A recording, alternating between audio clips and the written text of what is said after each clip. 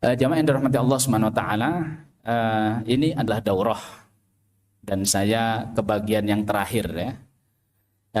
Jadi sebelumnya antum semua sudah mempelajari dua kitab. Nah, ini penutupnya sekarang. Kitab yang pertama adalah tentang kesalahan para suami atau sebagian kesalahan dari para suami. Di dalam kitab itu ada berapa?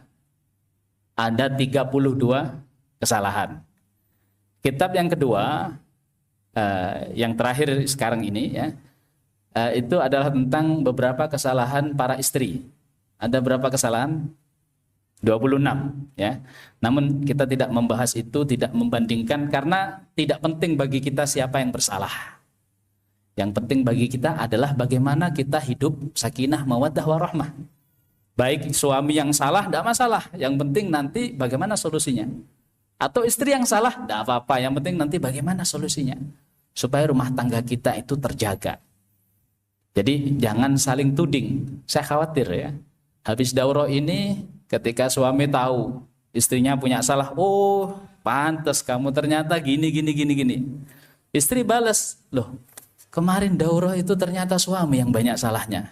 Ya, jadi masing-masing saling menyalahkan. Nah, ini bukan harapan dari daurah ini. Jadi kita tahu salah bukan untuk berdalih, namun kita tahu salah adalah untuk memperbaiki kesalahan itu. Ikhwah fillah yang dirahmati Allah Subhanahu wa taala, di bagian saya ini ada 7 kesalahan ya, mulai dari nomor 20 sampai 26. Antum bisa lihat sendiri ya di kitabnya. Ada 7, saya bacakan saja. Kesalahan yang pertama adalah kurang memperhatikan kondisi dan perasaan suami. Jadi istri itu cuek ya. Suami misalkan pulang kerja kondisi payah ya, malah dikasih anak, nih anakmu rawat gitu ya. Nih anakmu nangis, pakaikan pampers, mandikan, padahal suami baru pulang kerja. Jadi kurang memperhatikan kondisi suami. Kurang memperhatikan perasaan suami ya. Jadi suami cemburuan, dia sendiri WA-an sama lawan jenis ya. Jadi ini kesalahan. Ya, kesalahan bagi sebagian istri, tidak semua istri tentunya, tapi kesalahan bagi semua istri adalah kurang memperhatikan kondisi suami dan juga perasaan suami. Yang kedua, menyebarkan rahasia ranjang. Ya. Jadi ketika sudah selesai misalkan berhubungan suami istri, ketemu sama temannya cerita gitu. Wah, aku begini, aku begitu, cerita gitu ya. Apalagi yang diceritai temannya yang jomblo, yang belum menikah. Wah, itu bahaya sekali ya. Jadi ini termasuk kesalahan juga ya, kesalahan menceritakan cerita tentang rahasia ranjang. Yang ketiga adalah menceritakan sifat-sifat perempuan lain kepada sang suami. Ya. Jadi punya teman cantik misalkan, cerita sama suami, ya tadi Masya Allah saya ketemu sama teman baru, hidungnya mancung, kulitnya putih, rambutnya panjang. Oh, cerita kecantikan istri, kecantikan wanita lain kepada suaminya. Suami akhirnya berpikir, wah dosa apa saya dapat istri kayak gini ya. Akhirnya dia ya kurang bersyukur gitu. Kenapa saya salah pilih ya, harusnya temannya gitu. Jadi tidak boleh menceritakan wanita lain kepada suami. Ya. Apalagi kalau yang diceritakan adalah sifat-sifat indah. Sifat-sifat yang menjadi minat para laki-laki untuk menikahi wanita. Ya, khawatir antum nanti ditelikung gitu ya. Jadi jangan ceritakan itu. Kecuali kalau memang antum niat untuk mempersilahkan suami untuk poligami, tidak masalah. Ya, aku punya teman nih, solehah, cantik, agamanya baik, ya lumayan lah insya Allah kalau ayah mau nanti kita ta'arufkan. Nah itu baru tidak apa-apa gitu ya. Kalau memang antum berniat untuk mempersilahkan suami poligami ya tidak masalah, ceritakan saja gitu. Yang keempat, tidak menganggap suami sebagai kepala rumah tangga. Nah ini paling banyak terjadi di masyarakat kita. Apalagi kalau sang istri kerja sudah punya penghasilan sendiri, ya, jadi nafsi, ya, jadi menganggap bahwasanya dia tidak terlalu butuh dengan sang suami. Tidak butuh saya punya penghasilan sendiri, kalaupun nanti berpisah saya juga bisa hidup sendiri. Sehingga apa? Wibawa suami tidak ada. Qawamahnya suami tidak ada gitu. Nah, ini rumah tangga yang semacam ini ya jelas adalah rumah tangga yang kacau balau, berantakan ya. Karena istri tidak bisa menempatkan posisi di posisi yang pas. Begitupun juga dia tidak bisa menempatkan posisi suaminya di posisi yang pas. Ini jelas akan terjadi ketidakseimbangan dalam rumah tangga. Yang kelima adalah ikhtilat dan tidak menutup aurat ya. Jadi mungkin sang istri punya hobi. Yang hobi itu membuat dia ikhtilat atau bahkan pekerjaan. Padahal suami cemburu ya. Suami itu pencemburu. Nah, ini juga kurang baik ya. Ya, kurang baik. Demikian juga membuka aurat ya, kurang menjaga aurat atau menutup aurat tapi ketat gitu ya. Nah, ini kurang bagus. Makanya ini termasuk kesalahan yang dilakukan khususnya oleh wanita hari ini dengan berdalih hobi, dengan berdalih pekerjaan, dengan berdalih kesenian, dengan berdalih olahraga, gampang sekali melakukan ikhtilat, gampang sekali membuka aurat ya. Apalagi habis ini ada lomba-lomba ini di kampung-kampung ya, biasanya yang seru itu lombanya bapak-bapak atau ibu-ibu? Ibu-ibu yang seru. Wah, panjat pinang ibu-ibu. Ya, ditarik gitu sama yang bawah pengen naik, kelihatan auratnya. Main bola yang main ibu-ibu. Main tepung apa itu ya? Ya, itu. Jadi jangan sampai kita hanya karena ingin bersenang-senang, hanya karena ingin hobi kita tersalurkan, akhirnya kita melalaikan. Akhirnya kita lupa bahwasanya kita harus menutup aurat. Kita harus menghindari ikhtilat. Ya, ini termasuk kesalahan wanita. Kemudian yang keenam, kurang maksimal dalam menunaikan hak suami. Masing-masing suami maupun istri itu punya hak. Sebagaimana suami punya kewajiban, maka beliau pun punya hak. Dan hak itu harus ditunaikan. Jadi hak itu harus ditunaikan. Makanya kita sebagai seorang istri misalkan harus belajar, harus tahu apa itu hak suami. Ya, hak suami kalau dalam pepatah bahasa Jawa ya, misalkan sandang pangan papan bukan sandang pangan papan, sumur, kasur, apa lagi? Dapur, bahasa Indonesia ya, sumur, kasur, sumur, kasur, dapur. Nah, itu haknya suami.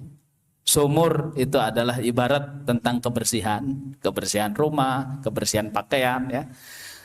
Kasur itu adalah hak berhubungan suami istri ya. Dapur itu adalah ibarat tentang makanan dan minuman suami. Itu para ibu-ibu harus tahu itu. Kapan suaminya lapar, kasih makanan. Kapan suaminya misalkan lembur kerja di rumah, ya kemudian butuh hidangan penghangat, buatkan kopi itu. Ya. Kapan suaminya misalkan, waduh ini habis keluar negeri misalkan, kerja di luar negeri di Eropa lagi ya. Di Eropa banyak godaannya, banyak maksiatnya. Suami sudah nahan sekali sampai di rumah lihat istri, ya potongannya tidak karu-karuan, baunya bau bawang, ya, rambut acak-acakan. Nah, ini salah. Ini suami habis pulang kerja, habis terfitnah di sana. Kemudian pulang, seharusnya dia bisa meredakan syahwatnya dengan jamuan kita, ya, dengan seorang istri yang menyiapkan jamuan terbaiknya untuk suaminya. Jadi dia harus tahu itu. Demikian juga kebersihan rumah. Nih, jangan dianggap kebersihan rumah itu adalah masalah sepele. Kalaupun kita punya asisten rumah tangga ya di dalam rumah kita yang bertugas untuk membersihkan, namun asalnya tugas kebersihan rumah kita adalah tanggung jawab seorang istri. Apalagi misalkan suami itu perfect ya, perfeksionis. Jadi tidak hanya kebersihan, bahkan kerapian. Ya, jadi tidak cukup bersih, rapi. Tidak cukup rapi, indah. Ya, pengen yang indah-indah, yang seger-seger, ada bunga, ada warna-warni. Itu kita harus tahu. Nah, ini sayangnya sebagian kita ya, sebagian istri itu kurang maksimal dalam menunaikan hak suaminya. Entah karena dia tidak tahu atau karena memang dia tidak mau. Nah, ini dua hal ini yang menjadi masalah. Dia tidak tahu ya harus belajar. Nah, ini yang dia tidak mau itu yang repot ya. Yang ketujuh, tidak menjaga hak-hak Allah setelah perceraian. Ya kadangkala suami istri itu tidak bisa mempertahankan rumah tangganya. Kemudian terjadi perceraian. Itu kadangkala setelah bercerai itu mereka tidak menjaga hak Allah. Jadi karena bercerai ya, bercerainya itu karena pertengkaran, akhirnya istri kemana-mana ngomongkan kejelekan suami. Ya, sama tetangga ngomong, sama teman-temannya suami ngomong, di kantornya suami ngomong, di pasar ngomong, di orang tuanya dia ngomong sebagainya. Itu kurang baik. Ya, selesai padahal selesai rumah tangga sudah selesai. Yang lalu biarlah berlalu. Ini jamaah sekalian dirahmati Allah Subhanahu wa taala, ada 7 kesalahan. Kalau kita rangkum 7 kesalahan ini, maka ada 3 poin utama. Ya, antum perhatikan baik-baik. 3 kesalahan ini itu kan teknisnya. Namun sesungguhnya awalnya adalah ada dalam 3 poin. Yang pertama adalah maksiat kepada Allah. Ya, ini kesalahan besar. Tidak hanya kepada suami, bahkan kepada Allah. Ya, tadi seperti tidak menutup aurat, ya, ikhtilat. Kemudian misalkan sang istri tidak menjaga hak Allah, ini adalah kesalahan yang berkaitan dengan Allah, yaitu maksiat kepada Allah. Yang kedua adalah maksiat kepada suami. Nah, ini juga termasuk kesalahan. Nanti turunannya banyak seperti yang disebutkan sini. Yang ketiga adalah tidak menjaga lisan. Ya, tidak menjaga lisan. Seperti misalkan menceritakan sifat-sifat perempuan lain, ya, menceritakan tentang apa yang dia lakukan dengan suami di ranjangnya dan sebagainya. Jadi 3 poin ini ya, dari 7 kesalahan tadi, karena istri bermaksiat kepada Allah, karena istri bermaksiat kepada suami, dan tidak menjaga lisan. Makanya kita sekarang tahu ya, bagaimana supaya kita terhindar dari kesalahan. Maka perhatikan, yang pertama taat kepada Allah, yang kedua taat kepada suami, yang ketiga jaga lisan. Nah, ini ada hadis ya yang menguatkan tentang hal ini, yaitu hadis yang diriwayatkan oleh Imam Ahmad dan Imam At-Tabarani. Rasulullah SAW bersabda, "Idza shallatil mar'atu khamsaha wa shama syahraha wa hafidha farjaha wa ata'at zawjaha qila laha dkhuli al-jannata min ayyi abwabil jannati syi'ti." Apabila seorang wanita menjaga sholat 5 waktunya. Catat ya. Menjaga sholat 5 waktunya. Menjaga puasa bulan Ramadannya. Menjaga kehormatannya. Yang ketiga ya. Dan taat terhadap suaminya. Jadi ada 4 amalan. Yang pertama menjaga sholat 5 waktunya. Ini ya memang berat bagi wanita. Ya, karena wanita itu kan kadang haid ya. Haid sendiri butuh fikih. Ya, karena haid itu tidak selamanya dia keluar lancar ya. Kadang terputus-putus. Terputus-putus nanti bingung lagi gimana ini sholatnya. Apakah sudah suci atau belum. Ya. Belum lagi kalau wanita ini sedang menyusui. Kadang anak tiba-tiba pipis ya. Itu sangat berat. Maka karena beratnya itulah Allah kasih pahalanya ya. Nanti akan saya sebutkan pahalanya itu apa. Menjaga sholat 5 waktunya. Termasuk diantaranya adalah qadha, sholat yang harus diqadha. Ya kadang-kala wanita itu kan haid. Kemudian dia sucinya misalkan sebelum maghrib.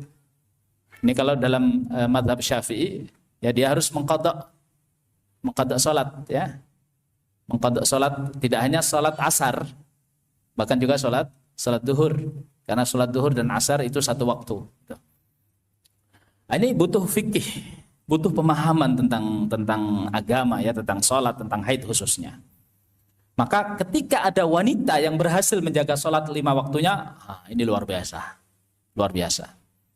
Yang kedua, menjaga puasa. Puasa pun demikian. Karena tidaklah ada satu bulan yang dilalui oleh wanita kecuali akan datang haid. Berarti otomatis setiap tahun wanita itu punya hutang puasa. Punya hutang puasa. Dan hutang itu harus dibayar. Itu beratnya. Kalau meninggalkan puasa kemudian tidak wajib dibayar, tidak wajib diqadha, itu enak. Tapi meninggalkan puasa namun wajib diqadha, itu yang berat. Jadi berpuasa di selain bulan Ramadan itu beratnya luar biasa. Godaannya berat. Apalagi kalau ternyata wanita itu hamil, menyusui, sehingga 1 bulan penuh tidak puasa. Ya. Kalau hamilnya 9 bulan ya, kemudian dilanjutkan menyusui 2 tahun, berarti 3 kali Ramadan tidak puasa. Antum bayangkan ya, 3 kali Ramadan itu 90 hari. Jadi dia setelah selesai menyusui anaknya ini, dia harus mengqadha puasa 90 hari. Ya. Belum lagi kalau ternyata lahir anak yang kedua atau hamil lagi anak yang kedua. Dilanjutkan ya. Oh, ini ternyata tidak bisa nih mengqadha, harus libur lagi puasa. Nanti menyusui lagi 2 tahun. Mau mengqadha lah, hamil lagi anak yang ketiga, begitu seterusnya sampai bisa-bisa terkumpul hutang puasa 300, 400. Ini sama dengan puasa 1 tahun penuh. Antum bayangkan. Makanya ketika ada wanita bisa menjaga puasa Ramadannya, ini luar biasa, luar biasa. Yang ketiga, menjaga kehormatannya. Nah, ini sangat istimewa. Bapak Ibu sekalian dirahmati Allah SWT. Apa yang menyebabkan Maryam itu dipuji oleh Allah SWT dalam Al-Quran? Apa sebabnya? Coba kita lihat surat At-Tahrim. Surat At-Tahrim itu di akhir ayat, ya, di akhir surat, di akhir surat, di 3 ayat yang terakhir itu, Allah menyampaikan pengumpamaan, ya. Allah memberikan perumpamaan. Ada perumpamaan orang yang kafir, ada perumpamaan orang yang beriman. Perumpamaan orang yang kafir itu istrinya Nabi Nuh dan istrinya Nabi Lut. Perumpamaan orang yang beriman itu istrinya Fir'aun dan Maryam. Ketika Allah mengumpamakan Maryam, maka apa firman Allah? Wa Maryam ibnata Imran allati ahsanat farjaha. Jadi Allah puji Maryam karena Maryam menjaga kehormatannya. Maka ini adalah amalan yang sangat mulia. Amalan yang sangat mulia. Ya. Dan ini tugas wanita untuk tidak menjadikan dirinya murahan. Jadi jangan sampai kita murahan. Bisa dicolek sana, colek sini, buka sana, buka sini, ya. Jadi kalau dagangan itu sudah hancur harganya mungkin, ya. Ya, semua orang boleh mencicipi gitu. Tapi kemaslah dengan baik. Simpanlah dengan indah. Jangan sampai kehormatan itu hilang. Karena itu adalah harga seorang wanita. Ya, kualitas seorang wanita itu ada pada kehormatannya, bukan pada kecantikannya. Ya, secantik apapun wanita, kalau dia murahan, murah. Tapi wanita yang terhormat adalah wanita yang menjaga kehormatannya. Terhormat di sisi Allah, terhormat di sisi manusia. Jamaah yang dirahmati Allah SWT, ternyata 4 amalan ini Allah janjikan sebuah pahala. Yaitu apa pahalanya? Qila laha dkhulil jannah. Maka dikatakan pada hari kiamat kepada wanita ini, silahkan masuk surga min ayyi abwabil jannati syi', dari pintu mana saja yang kamu suka. Jadi kalau nanti sudah di akhirat, ya, orang bingung berdesak-desakan di pintu surga, ini wanita ini malah ditawari, silakan cari yang kamu suka. Ya, cari pintu yang di situ kamu tidak butuh berdesak-desakan. Ini luar biasa. Maka ini istimewa sekali ya, ini istimewa. Jemaah yang dirahmati Allah Subhanahu wa taala, memang tidak mudah untuk menjadi wanita yang salehah, untuk menjadi istri yang baik. Selalu saja ada cobaan ya, butuh proses. Namun kalau memang kita memiliki keinginan yang kuat, seharusnya kita gali itu. Ya, kita gali. Gimana caranya supaya wanita-wanita ini bisa menjadi wanita yang salehah, bisa menjadi istri-istri yang baik. Al-Quran sudah bertutur tentang itu ya. Coba kita perhatikan misalkan di dalam Quran surat An-Nisa ayat 34. Silakan antum buka ya.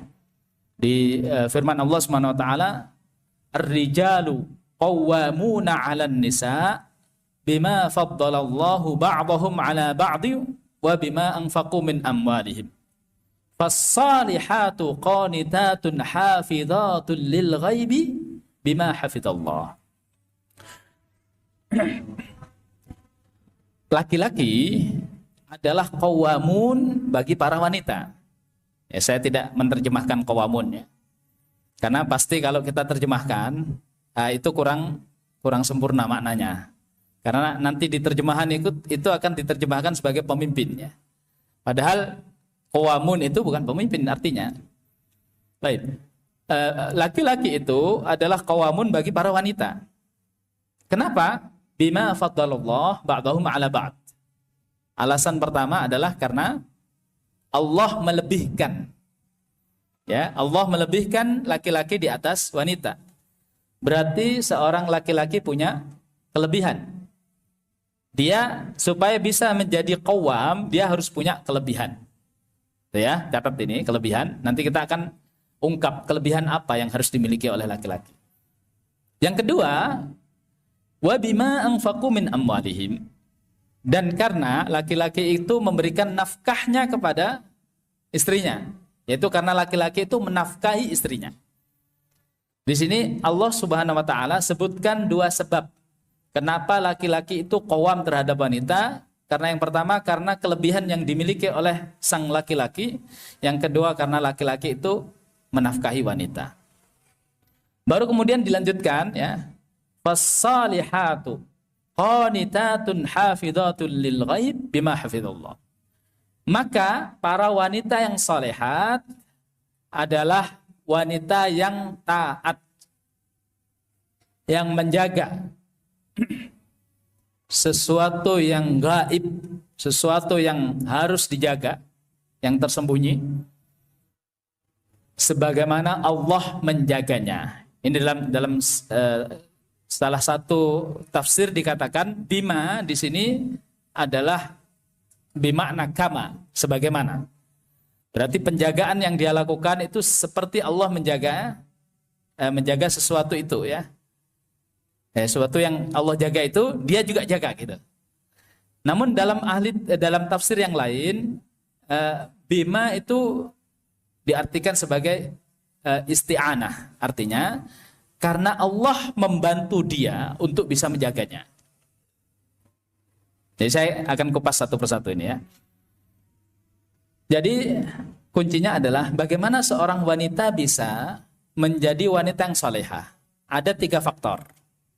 Faktor yang pertama yang Allah sebutkan di urutan pertama adalah karena qawamnya seorang laki-laki. Apa dalilnya? Dalilnya adalah huruf fa di dalam kata fas-salihat. Ya. Huruf fa. Imam Ibnu Ashur penulis tafsir At-Tahrir wa Tanwir, beliau mengatakan bahwasanya fa ini adalah fa istinaf. Antum belajar mungkin ya, nahwu atau usul fikih. Fa ini adalah fa istinaf. Yang gunanya adalah bahwasanya kalimat setelahnya itu adalah kalimat yang berdiri sendiri, namun dia masih berkaitan dengan kalimat sebelumnya. Apa artinya? Artinya adalah kesalehahan seorang wanita itu adalah hasil dari usaha wanita.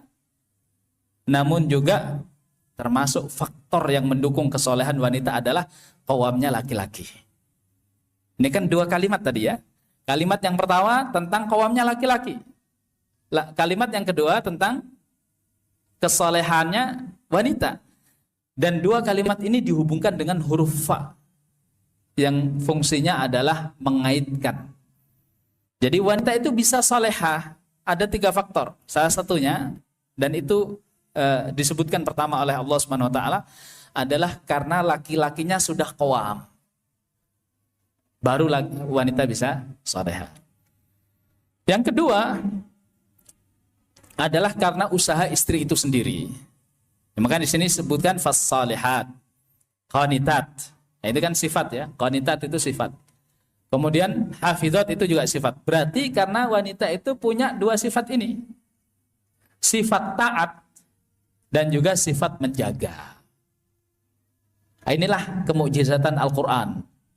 Al-Quran di sini tidak mengkhususkan kata taat. Jadi di sini tidak disebutkan qanitatun lizauj atau qanitatun lillah. Tidak ada. Antum kalau belajar ya bahasa Arab pasti akan tahu kenapa kok tidak dikhususkan. Ya, berarti di sini punya fungsi keumuman. Ya, atau dalam istilah usulnya adalah mutlak. Mutlak.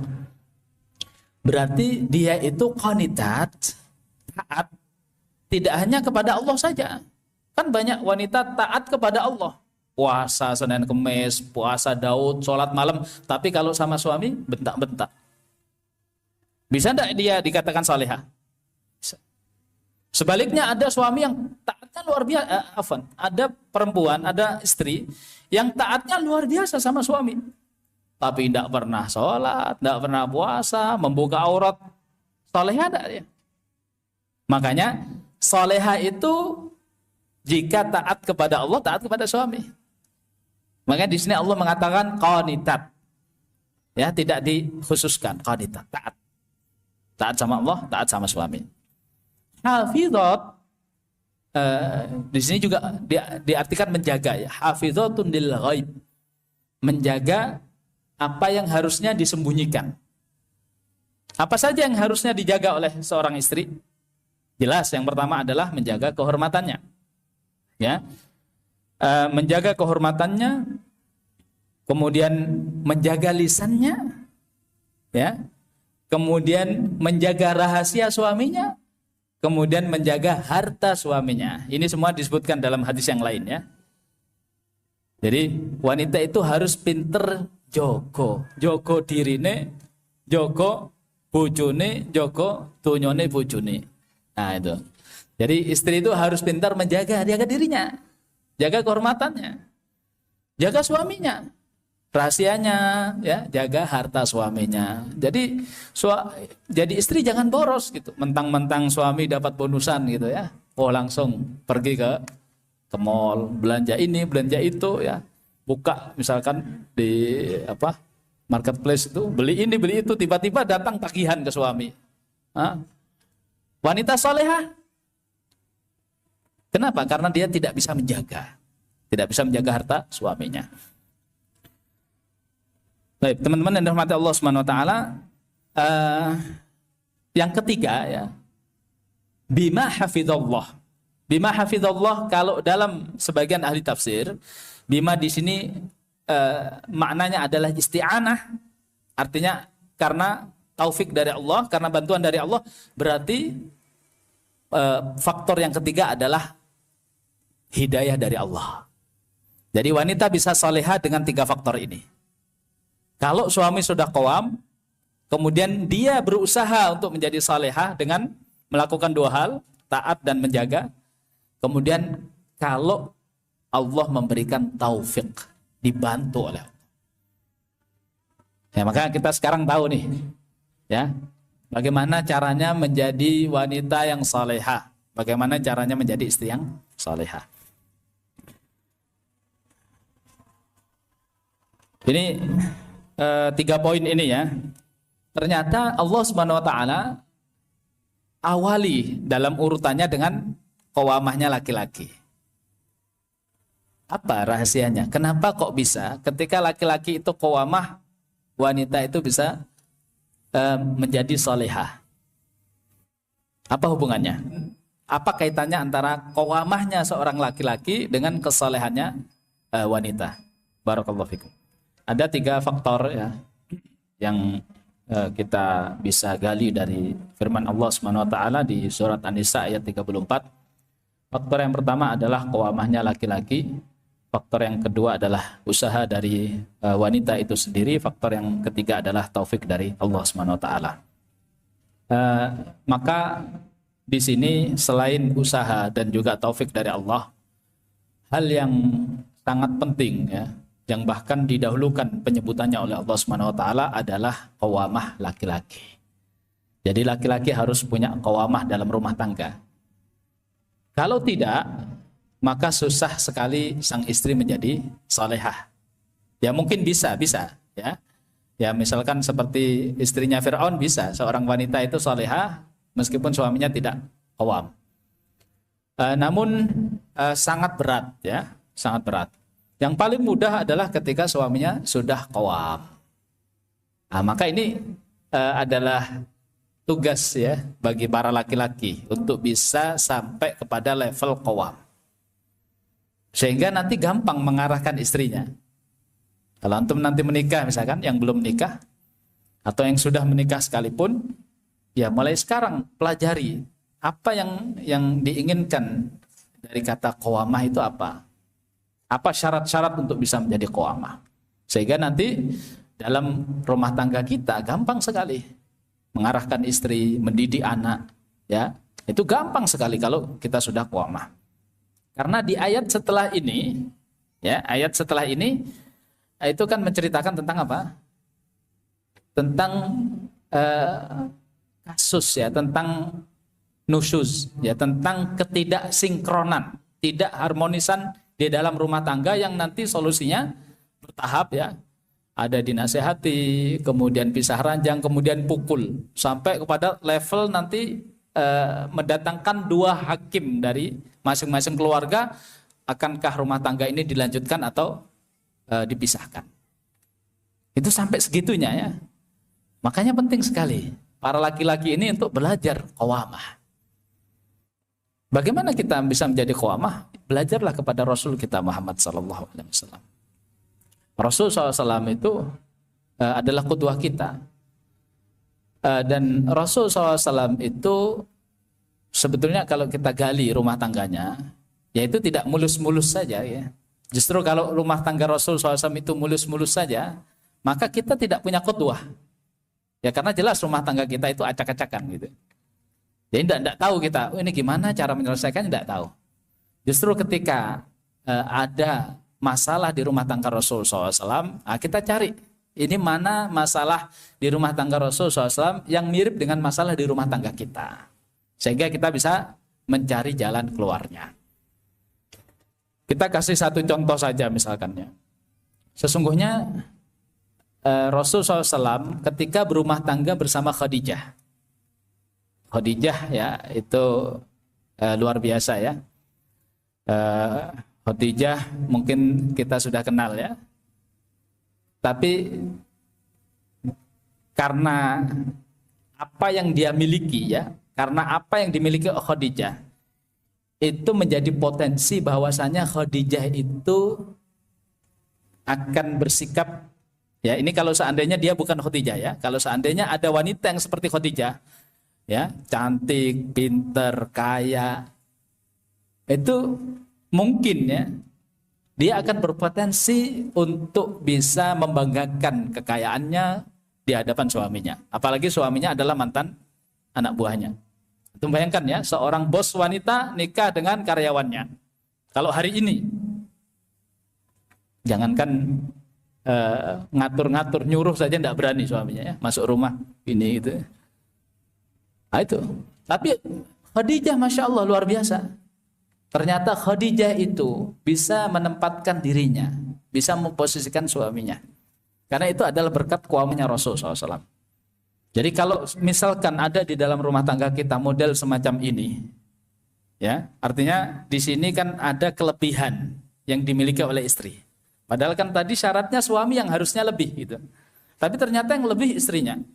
Entah itu lebih hartanya, entah itu lebih pendidikannya, lebih paras wajahnya, ya, lebih tingkat sosialnya, lebih nasabnya. Yang penting lebih istrinya. Tidak sekufu gitu. Nah, gimana ini cara menyelesaikannya? Maka contohlah Khadijah. Contohlah Khadijah. Khadijah itu tidak pernah sekalipun ya menyakiti Rasul SAW. Tidak pernah. Bahkan ketika Rasul SAW pulang dalam kondisi ketakutan mendapatkan wahyu yang pertama, itu apa yang dilakukan Khadijah? Menyelimuti Rasul SAW, membiarkan Rasul tenang, kemudian setelah tenang baru ditanya. Setelah dijelaskan tentang kisah yang dialami oleh Rasul SAW, maka apa kata Khadijah? Kalla. Ya, ketika Rasul mengatakan, saya takut kalau terjadi apa-apa pada diri saya. Khadijah mengatakan, tidak mungkin. Kemudian disebutkan sifat-sifat baiknya Rasulullah. Innaka latasilur rahim wa tahmilul kalla wa tu'inu ala nawaibil haq. Enggak mungkin, wahai Rasul, ya enggak mungkin suamiku.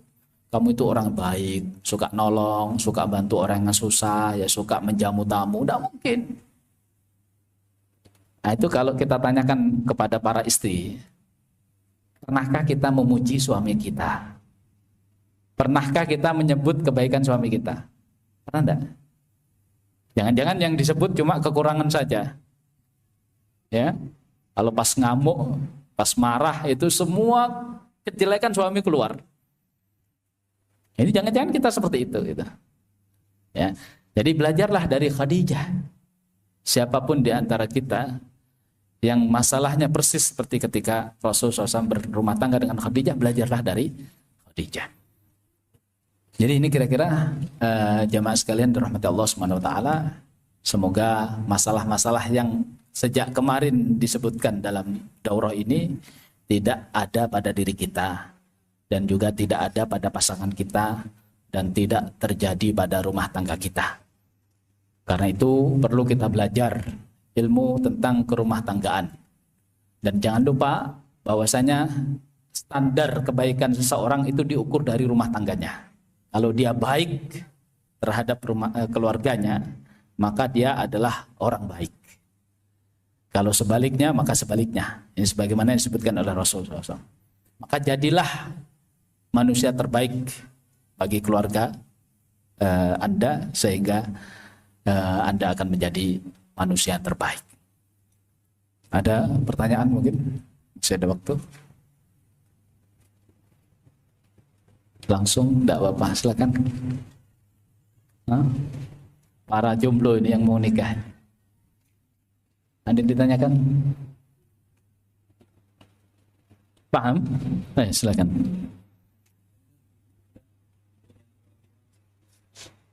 Yang keras. Tadi sebelumnya dengan faktor Allah. Ya. Ya. Kelebihan apa yang dimaksud oleh Allah Subhanahu wa taala? Jadi Al-Qur'an itu punya uslub ya, punya cara. Ketika menyampaikan sebuah hal, itu kadang Al-Qur'an tidak menjelaskan secara detail. Karena bisa jadi yang diinginkan oleh Allah Subhanahu wa taala adalah keumuman. Justru kalau didetailkan, orang akan salah memahami bahwasanya oh ternyata hanya ini gitu. Makanya salah satu uslub Al-Qur'an itu tidak mendetailkan. Ma itu dalam bahasa ya, bima, ma itu fungsinya apa kalau dalam usul fikih? Menunjukkan itu kan ismul mubham. Ya, ismul mubham dalam usul fikih menunjukkan keumuman. Berarti segala kebaikan itu harus dimiliki oleh laki-laki. Artinya suami harus lebih baik dari wanita. Ya. Jadi lebih baik dari wanita. Baik. Kita mungkin bisa menyebutkan salah satunya ya, salah satunya. Dan ini hasil tadabbur beberapa ustadz tentang kisah Nabi Adam. Nabi Adam itu kan diciptakan oleh Allah Subhanahu wa taala, kemudian diajari segala sesuatu, kemudian setelah itu digoda oleh iblis, kemudian nanti turun di bumi ya. Sebelum itu nanti Nabi Adam itu ketika merasa sendiri, kemudian Allah menciptakan Hawa, kemudian Allah mengatakan kepada keduanya, uskun anta wa zaujuka. Uskun anta wa zaujuka. Ini salah satu tadabburnya adalah bahwasanya ini salah satu syarat qawamah atau contoh daripada syarat qawamah. Yaitu yang pertama adalah kelebihan ilmu. Karena Allah mengajari apa? Mengajari Nabi Adam ilmu. Ya, ini contoh. Kelebihan yang dimiliki oleh suami adalah ilmu. Jadi jangan sampai suami itu ilmunya sedang-sedang saja, ya, karena dia sibuk bekerja, malas ngaji, istrinya ngajinya mempeng sehingga sehingga istrinya lebih berilmu. Ini jangan sampai. Ya, antum nanti kalau debat kalah terus gitu ya. Nah, jangan sampai. Jadi ilmu, kelebihan ilmu. Ya, apalagi di dalam misalkan kitab Al-Iqna itu disebutkan bahwasanya kewajiban mengilmui bagi wanita itu berasal dari suaminya. Artinya suami wajib mengajari istri ilmunya. Suami wajib mengajari istri tentang ilmu. Ya, ilmu fardu ain. Jadi kita harus punya kelebihan. Makanya jangan malas ngaji, ya. Kalau istri kita rajin ngaji, ya kita harus lebih rajin ngaji lagi. Jadi kalau ada kajian, misalkan kajian khusus akhwat, antum ngantar istri antum tunggu di situ ya. Bukan karena ingin nampang gitu di kajian akhwat, bukan. Tapi karena ingin mendengarkan apa yang ilmu yang didengar oleh istri kita, supaya kita lebih berilmu dari istri kita. Jadi kelebihan adalah kelebihan ilmu. Sementara nafkah salah satunya itu adalah rumah. Ya, rumah. Yang pertama rumah. Karena Allah mengatakan uskun anta wa zaujuka. Tinggallah kamu dan istrimu. Ya. Jadi suami istri, rumah tangga itu harus harus tinggal di rumah sendiri. Bukan rumah mertua indah. Meskipun rumahnya ngontrak, tidak apa-apa, karena itu adalah syarat qawamah laki-laki. Antum bayangkan ya, kalau antum tinggal bersama mertua, kemudian terjadi pertengkaran hebat, kira-kira antum berani marah tidak? Berani marah istri? Berani marah istri? Dijambak sama mertua antum, bawakan golok, ya? Keluar kamu, ngapain marahi anak saya? Jadi suami istri harus tinggal di rumah sendiri, meskipun kontraknya di dekat suami orang tua, yang penting dia tinggal sendiri, tidak satu rumah dengan orang tua. Baik, jadi itu ya. Nanti tolong siapkan ini, ya, kesiapan ilmu, kesiapan rumah. Bukan rumah antum tidak apa-apa, yang penting nanti ketika sudah berumah tangga siap untuk tinggal serumah. Barakallahu fiik, mudah-mudahan Allah Subhanahu wa taala membimbing kita semua dan menjadikan rumah tangga kita adalah rumah tangga yang sakinah, mawaddah, warahmah. Wallahu taala alam, wa sallallahu ala nabiyina Muhammad wa ala alihi wa sahbihi wasallam. Assalamualaikum warahmatullahi wabarakatuh.